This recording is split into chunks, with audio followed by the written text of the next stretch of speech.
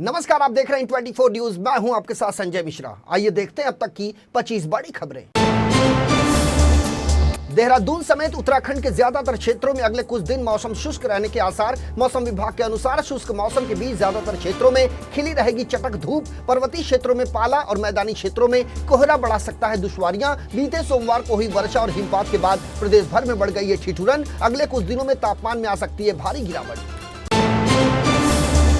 Telecom ministry ने 1 जनवरी 2024 से नया मोबाइल कनेक्शन खरीदने के नियम में कर दिया बड़ा बदलाव। इससे अब ग्राहकों के लिए नया सिम कार्ड खरीदना हो गया आसान। देश में डिजिटलाइजेशन को बढ़ावा देने के लिए दूरसंचार विभाग ने दी बड़ी जानकारी। कहा, अब नया सिम कार्ड लेने के लिए पेपर बेस्ड केवाईसी पर पूरी तरह से लग जाएगी रोक। ऐसे में अब ग्राहकों को नया सिम कार्ड लेने के लिए जमा करना होगा केवल डिजिटल या ई केवाईसी।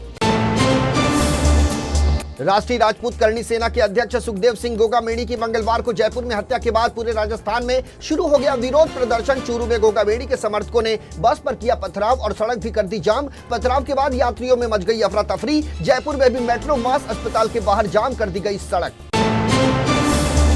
राष्ट्रीय राजपूत करणी सेना के अध्यक्ष सुखदेव सिंह गोगामेड़ी की हत्या के बाद पूरे राजस्थान में हलचल हुई तेज। गोगामेड़ी के साथ साथ उनके बॉडीगार्ड को भी मार दी गई गोलियां। सूत्रों के मुताबिक शूटर्स ने गोगामेड़ी के घर तक पहुंचने के लिए नवीन सिंह शेखावत का किया था इस्तेमाल। दरअसल नवीन सिंह शेखावत काफी लंबे समय से गोगामेड़ी का परिचित था। नवीन का अक्सर गोगामेड़ी के घर पर था आना जाना। इसी बात का फायदा उठाकर दोनों शूटर्स गोगामेड़ी तक पहुंचे और पहली गोली गोगामेड़ी को मारने के बाद उन्होंने नवीन को मारी दूसरी गोली।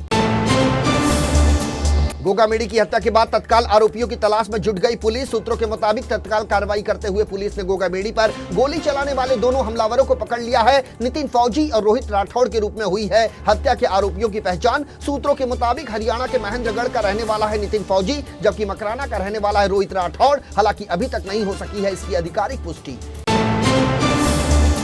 अयोध्या के श्री राम मंदिर में रामलला की प्राण प्रतिष्ठा से पहले माहौल बिगाड़ने की साजिश का बड़ा खुलासा। इसको लेकर खुफिया एजेंसियों की ओर से जारी किया गया है इनपुट, जिसके बाद हाई अलर्ट मोड पर आ गई है पुलिस। जानकारी के मुताबिक खुफिया इनपुट में कहा गया है कि 6 दिसंबर को अयोध्या में माहौल बिगाड़ने की हो सकती है कोशिश। दरअसल 6 दिसंबर को ही उद्ध्वस्त किया गया था अयोध्या में बाबरी मस्जिद का विवादित ढांचा।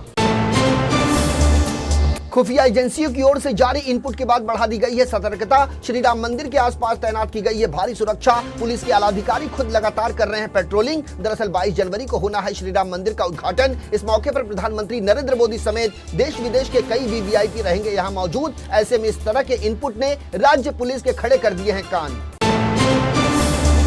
पहाड़ों पर हो रही बर्फबारी का अब उत्तर प्रदेश में दिखने लगा है असर। लगभग गायब सी हो गई ठंड एक बार फिर लौट आई। पहाड़ों से आने वाली सर्द हवाओं ने लुढ़का दिया मंगलवार को 5 डिग्री पारा। इसकी वजह से लोगों को होने लगा है ठंड का एहसास। मौसम विभाग की यदि माने तो उत्तर प्रदेश में बुधवार से 2 दिन तक छाए रह सकते हैं बादल। पड़ सकती है बौछारें। इससे तापमान में आएगी और भी गिरावट। मौसम विभाग के अनुसार अगले सप्ताह से शुरू होगा रात के तापमान में गिरावट का दौर। 10 दिसंबर तक न्यूनतम तापमान 10 डिग्री सेल्सियस तक आ सकता है, जबकि सोमवार की शाम को शुरू हो गया था सर्द हवाओं के चलने का सिलसिला। चक्रवाती तूफान मिचांग और पश्चिमी विक्षोभ ने देश के मौसम का पूरी तरह से बदल दिया है रुख। कहीं मूसलाधार बारिश है तो कहीं पर देखने को मिल रहा है तेज हवाओं का असर। तमिलनाडु, आंध्र प्रदेश, ओडिशा और पुडुचेरी में दिखा मिचांग तूफान का असर। जहां जमकर हुई बारिश तो वहीं राष्ट्रीय राजधानी दिल्ली समेत पूरे उत्तर भारत में फिलहाल मौसम बना हुआ है शुष्क। छत्तीसगढ़, पूर्वी मध्य प्रदेश, विदर्भ, आंतरिक ओडिशा और झारखंड के कुछ हिस्सों के साथ साथ गंगीय पश्चिम बंगाल और अंडमान निकोबार द्वीप समूह में हल्की से मध्यम बारिश के साथ 1 या 2 स्थानों पर हो सकती है भारी बारिश। आंतरिक तमिलनाडु, कर्नाटक, मराठवाड़ा, केरल, दक्षिण मध्य महाराष्ट्र में हल्की बारिश की संभावना। 24 घंटे के बाद मणिपुर, मिजोरम और त्रिपुरा में बारिश की गतिविधियां बढ़ने की उम्मीद। ओडिशा और आंध्र प्रदेश के तटीय इलाकों के साथ साथ तमिलनाडु के उत्तरी तट पर समुद्र की स्थिति खराब से रहेगी, बहुत ज्यादा खराब। बंगाल की खाड़ी से 2 दिसंबर को उठे साइक्लोन मिचांग का झारखंड में भी दिखने लगा है असर। बुधवार सुबह से रांची, धनबाद समेत कई जिलों में हुई झमाझम बारिश। तो वहीं मौसम केंद्र ने पूर्वानुमान किया है कि बुधवार को मिचांग के कारण राज्य के कोल्हान प्रमंडल और दक्षिणी छोटा नागपुर प्रमंडल के कई जिलों में होगी बारिश। झारखंड में तूफान मिचांग का मंगलवार से ही दिखने लगा है असर। चक्रवात मिचांग को लेकर प्रधानमंत्री नरेंद्र मोदी ने किया ट्वीट। कहा, उन लोगों के परिवार के साथ मेरी संवेदना जिन्होंने चक्रवात मिचांग के कारण अपने प्रियजनों को खो दिया। खासकर तमिलनाडु, आंध्र प्रदेश और पुडुचेरी के लोगों के साथ इस चक्रवात के मद्देनजर घायल या प्रभावित लोगों के साथ है मेरी प्रार्थनाएं। प्रभावित लोगों की सहायता के लिए जमीन पर अथक प्रयास कर रहे हैं राहत और बचाव दल के अधिकारी। राजधानी दिल्ली की सबसे बड़ी टेंशन कहे जाने वाले प्रदूषण से लोगों को मिली थोड़ी राहत। नॉर्थ वेस्ट दिशा से चली तेज हवाओं ने राजधानी को दिलाई प्रदूषण से बड़ी राहत। मौसम विभाग के अनुसार पहाड़ों पर सक्रिय वेस्टर्न डिस्टर्बेंस खत्म हो गया, जिससे हवाएं हुई हैं तेज। यही कारण है कि अब मौसम में आया है एक बड़ा बदलाव। दिल्ली में बुधवार सुबह से कई इलाकों में सुधरी है प्रदूषण की स्थिति, जिसके बाद 284 पर आ गया है औसतन वायु गुणवत्ता सूचकांक। आज है डॉक्टर भीमराव बाबा साहेब आम्बेडकर का महापरिनिर्वाण दिवस। राष्ट्रपति द्रौपदी मुर्मू, उपराष्ट्रपति जगदीप धनखड़, प्रधानमंत्री नरेंद्र मोदी और लोकसभा अध्यक्ष ओम बिरला समेत सांसदों और अन्य गणमान्य व्यक्तियों ने संसद भवन परिसर में बाबा साहेब आम्बेडकर की प्रतिमा पर पुष्पांजलि अर्पित कर उन्हें दी भावपूर्ण श्रद्धांजलि। संविधान के शिल्पकार कहे जाने वाले बाबा साहेब भीमराव आम्बेडकर के महापरिनिर्वाण दिवस पर बुधवार को संसद भवन परिसर में किया गया एक श्रद्धांजलि कार्यक्रम का आयोजन।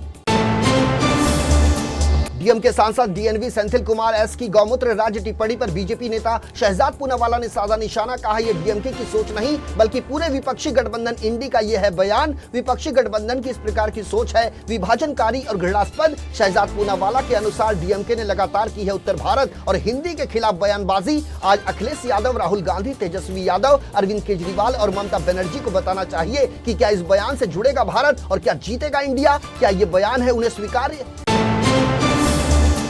द्रविड़ मुनेत्र कसगम यानी द्रमुक और तमिलनाडु के मुख्यमंत्री एम के स्टालिन ने हिंदी भाषी राज्यों को गौमूत्र राज्य बताने वाली टिप्पणी पर पार्टी सांसद डीएनवी सेंथिल कुमार को लगाई फटकार। कहा द्रमुक ने हमेशा सार्वजनिक टिप्पणी करते समय सम्मानजनक दृष्टिकोण की आवश्यकता पर दिया है जोर। ऐसी भाषा का इस्तेमाल करना है दुर्भाग्यपूर्ण।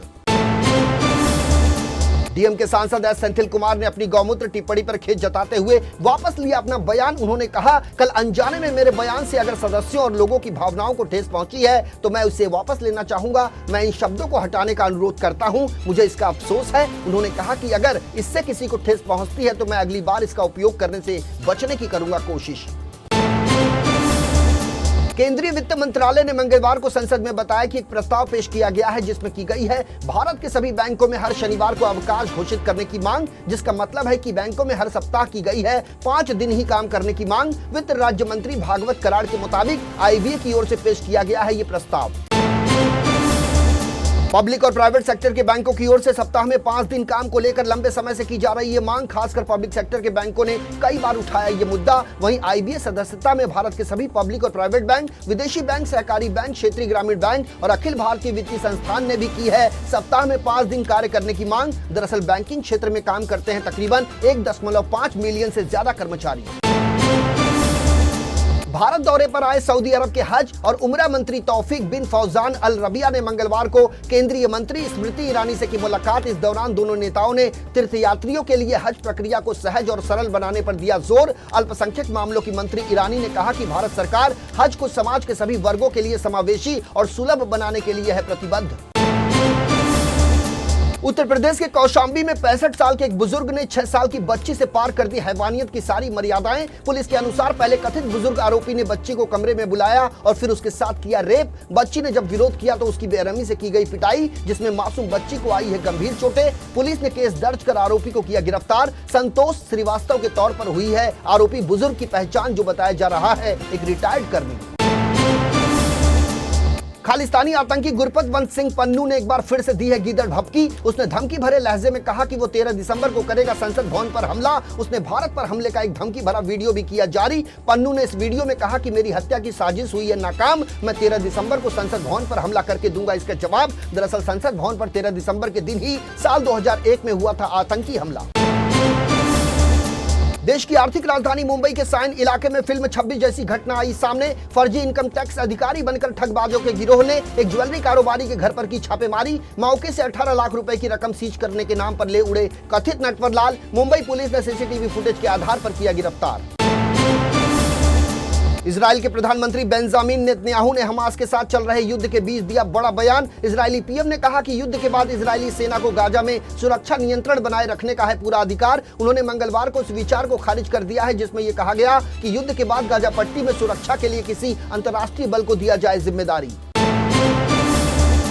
तो ये थी अब तक की 25 बड़ी खबरें। देश और दुनिया की ताजा तरीन खबरों के लिए बने रहिए इन 24 न्यूज के साथ। मुझे यानी संजय मिश्रा को दीजिए इजाजत। नमस्कार।